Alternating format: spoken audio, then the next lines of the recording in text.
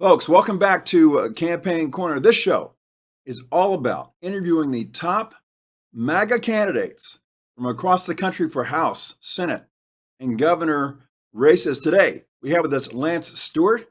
He is a Navy veteran, has a master's degree in organizational psychology, and he is running for Texas 7 against a first-term Democrat who took over the seat from a long-term Republican. So we stand a good chance in this district to get a flip, and we need lots of flips to take back that house. Welcome to the show, Lance.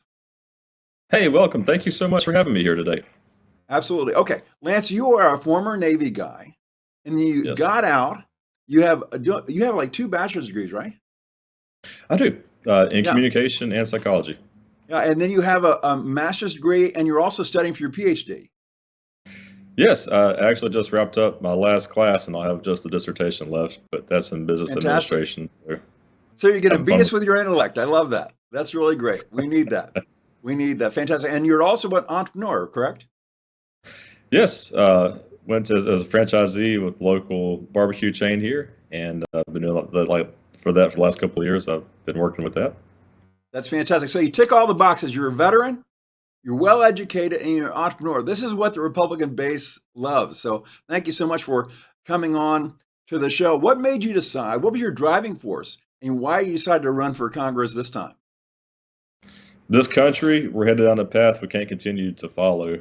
And I was in my restaurant last year under the Biden administration, seeing the recklessness that's happening in the country.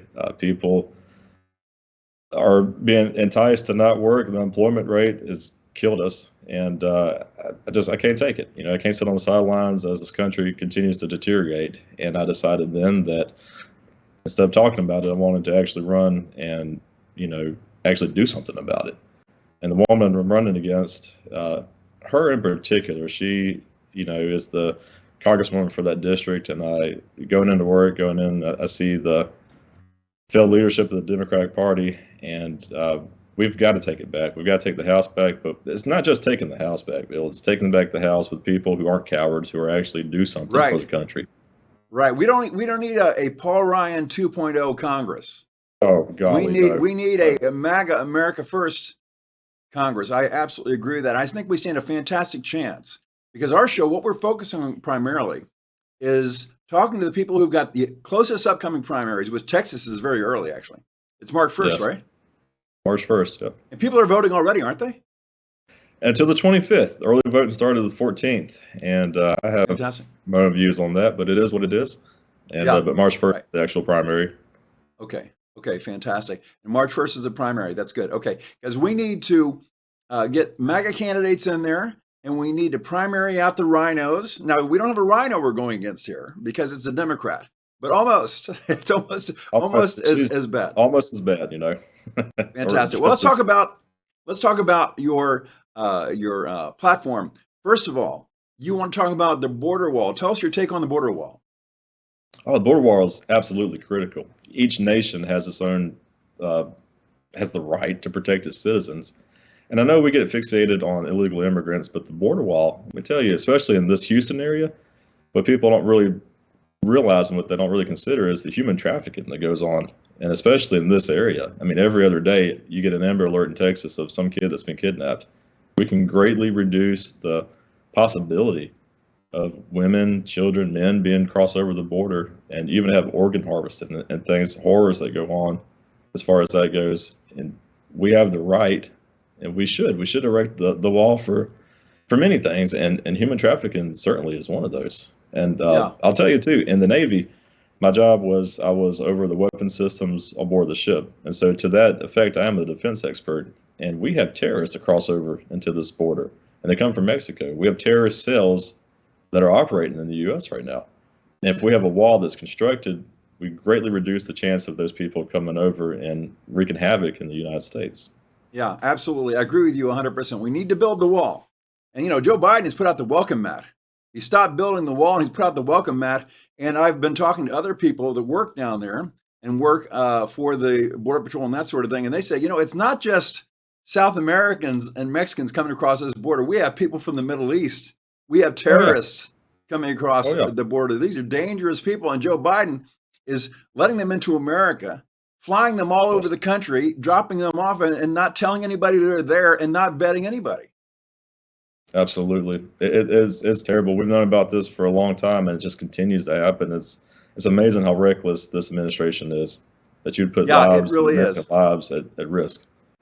It really is. Absolutely. Okay, let's talk about education. You've got young kids, right? Oh, yes, a 7 and a 4-year-old. Yeah, so education is important to you. We saw what happened in Absolutely. Virginia with the whole CRT thing. And, Yes. so what's your position on education and parents having a voice in their children's education? You've got to keep parents involved. I mean, me as a parent, I can't imagine not knowing what my kids are learning in school. And I tell Right. you, the kids coming to the Navy when I was there, I learned things I'd never learned before, such as our forefathers apparently were terrorists and these kinds of things, and things that I did not learn growing up, but yet this was being taught in our schools. Parents aren't domestic terrorists, as the Biden administration wants to claim that they are. If you're involved with your kids' education, you need to be. And it's insane that we're actually having debates right now of whether or not parents have the right to be informed of what their kids learn in school. You absolutely have the right.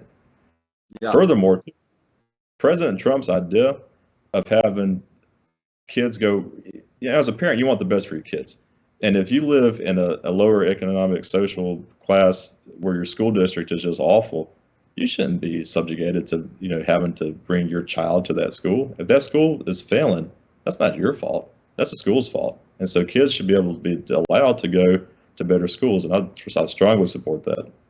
Yeah, fantastic. Wonderful. I tell you what, I used to study psychology myself. And as you know, the subconscious mind is developing up until about age 12, and that is your operating system. Those are your knowns and your unknowns. And that's what Yeah. these schools are trying to do is indoctrinate these children with knowns which are from the socialist playbook. And as you get Yep. older, when you encounter a known, your subconscious mind sends pleasure signals. When you encounter an unknown, it sends pain signals. And that's why when these kids get older and they encounter this liberal message, even though it may sound crazy to them, their subconscious mind is sending pleasure signals because that's what they were taught when they were kids. Isn't that right? That sounded just like a lecture from one of my classes. That's I know, right? absolutely correct. They know what they're doing, and this is on purpose, but these things have happened. Yeah, absolutely. Amazing. Well, I'm glad you're taking a strong stand on that.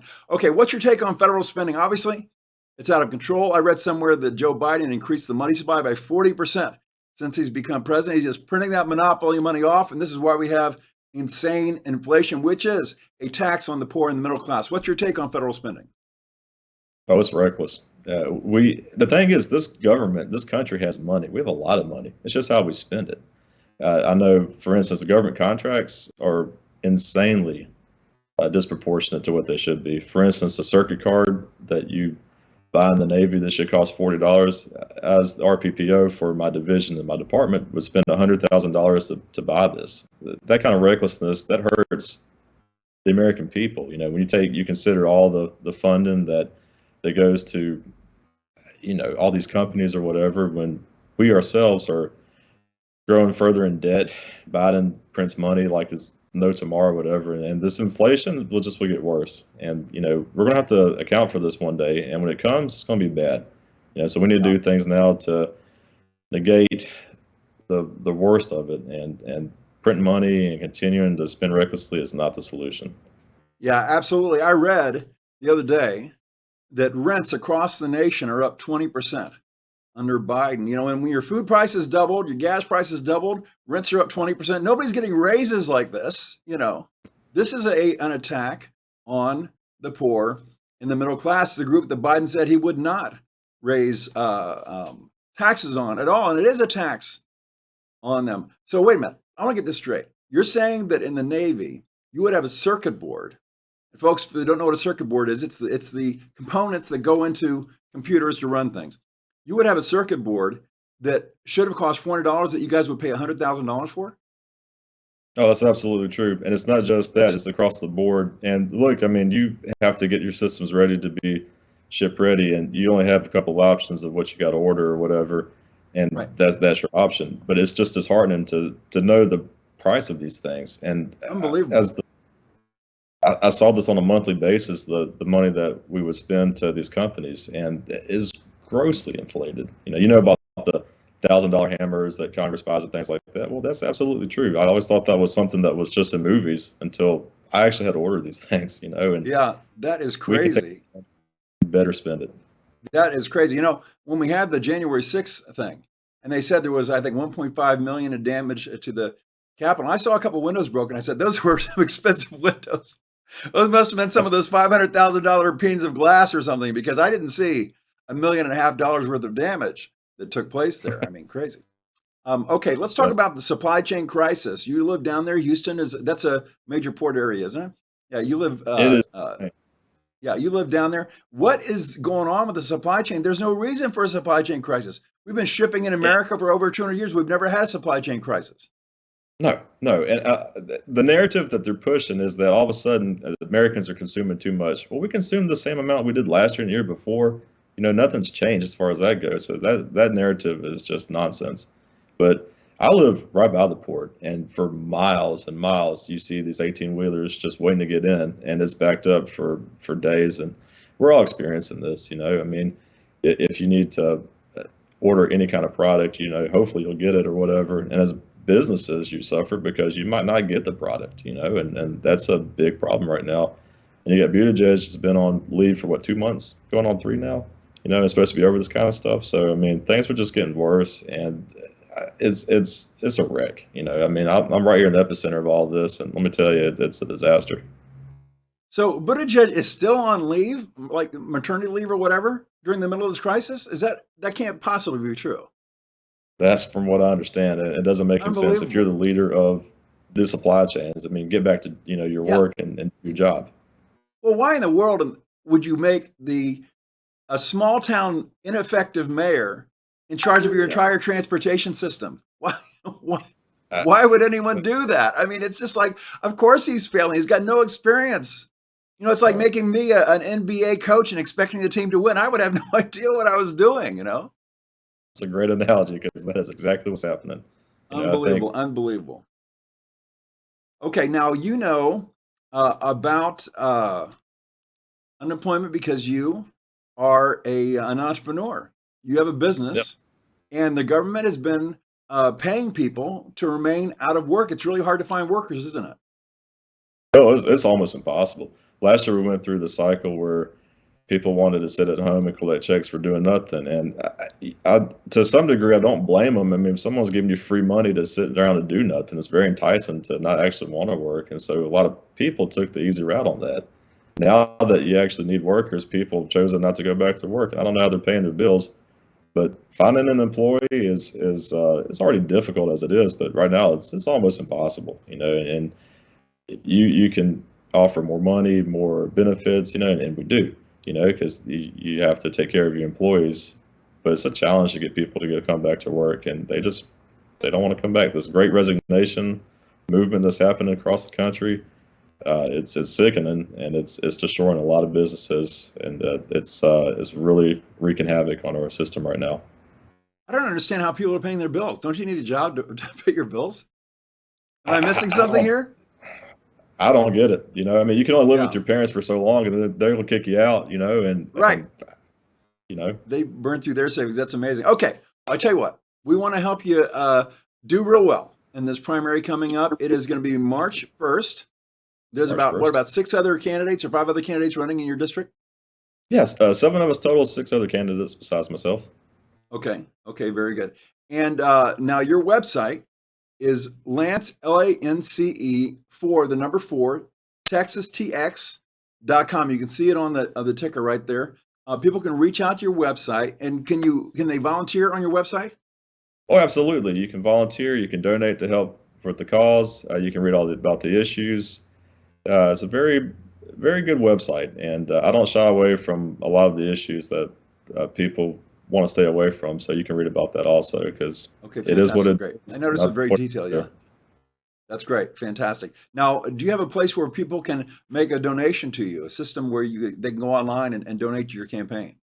Yes. If you click on donate on the website, it goes through Anodot, and it's a secure way to send donations, and you get a receipt instantly. and it comes to the campaign. Fantastic. Fantastic. Folks, these campaigns are not cheap. Yeah. And the incumbent always has more money. So they have an advantage. That's why incumbents stay incumbents, because they have, they have more money. But I'm hoping this is a seat we can flip. This includes the Houston area. And this is an area that was held for, how long was it held by the Republican? 20-something years until just here recently. In 2018, when we had the big blowout and all the Democrats came in, this new Democrat came in, and it's time to get her out of there, I think. Absolutely. She's not nearly as moderate as she paints herself as being. She's a radical liberal protected by her party. And we'll get her. We'll take her. Yeah. Fantastic. Well, I tell you what, right now, Republicans have a 13-point advantage in the generic ballot. That means when they just ask you, who do you want, a Republican or Democrat? Not based upon the person. When we won 63 seats, flipped 63 seats in 2010, that was only a 3-point advantage. Now it's a 13-point advantage. So we're looking at a major red wave taking place. So there was ever a chance for a Navy vet with a master's degree who's about to get his PhD and an entrepreneur to become a U.S. congressperson. This is it. This is your moment. This is your moment. So, well, Lance, thank you so much for coming on the show. And we will put this, we'll live stream this on we have hundreds of thousands of social media followers. So we'll live stream this to everybody. And we'll also send you a copy so you can put it on your website as a promotion. Thank you. Oh yeah, absolutely. That's why we're here. That's what we do. That's what Campaign Corner is. Folks, this has been Lance Stewart. He is running for the House in Texas 7 against a Democrat who's only been there for a little while. And we think we can flip this seat back. So please reach out to Lance for Texas or TX.com and support him with your volunteer work and also with your donations. Lance, thank you for coming on the show. Bill, thank you so much. This was a pleasure, and I really, really appreciate you giving the time for me to share my platform with everybody. Terrific, terrific. Folks, we'll see you again soon with more news. Take care.